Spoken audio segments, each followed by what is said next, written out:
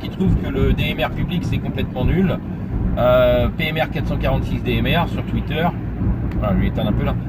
Voilà, donc allez voir, répondez éventuellement au sondage. Moi je trouve que c'est dommage parce que les 5 chiffres de l'idée c'est la seule vraie solution en 446.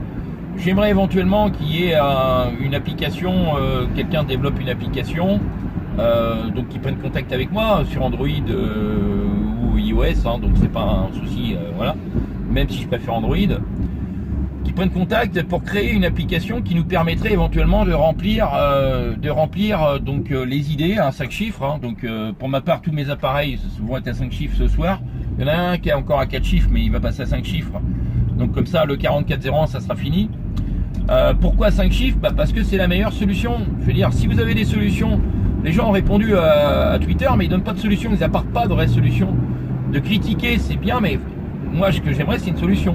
Donc quand je dis la solution de l'idée à 5 chiffres, c'est la meilleure, c'est parce que, honnêtement, il n'y en a pas tellement d'autres. Alors après, on pourrait dire, oui, mais vous pouvez mettre votre indicatif. Quelqu'un qui n'a pas d'indicatif, il fait comment? Ah bah voilà. Donc le problème, il n'y a pas que ça. Moi, mon indicatif, c'est 4401. Je ne fais pas partie du groupe X, Y ou Z. Donc ça veut dire quoi pour vous 4401? C'est la question que je vous pose à vous là qui trouvez que 5 chiffres c'est pas bien. Si vous voyez le département, le code postal, vous savez tout de suite la personne d'où il est ou d'où il vient. Donc c'est quand même, je pense honnêtement, la meilleure solution.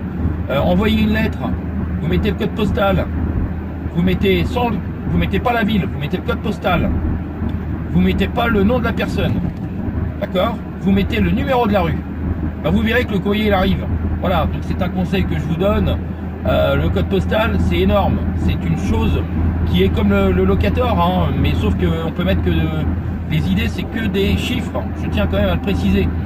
Voilà, on peut pas mettre de lettres, c'est des chiffres. Et faut que ça dise quelque chose. Après, une fois que vous avez la liste, vous avez l'idée de la personne à 5 chiffres, vous le mettez dans votre répertoire. Après, son idée, vous ne la voyez plus, donc elle est complètement inapparente. C'est comme un téléphone. Pour recevoir un numéro de téléphone, vous le mettez dans votre répertoire. Monsieur Martin, Monsieur Pierre Martin, voilà, il est dans votre répertoire. Son numéro de téléphone, il n'existe plus, vous ne le voyez plus. Bien sûr, il est toujours là, mais vous ne le voyez plus. Vous appelez Monsieur Pierre Martin, vous n'appelez pas le 06 12 bip bip bip bip bip bip bip bip. Voilà, vous ne l'appelez pas. Voilà pour les petites infos. Donc sur ces conseils, moi je pense qu'on apporte des solutions à des problèmes.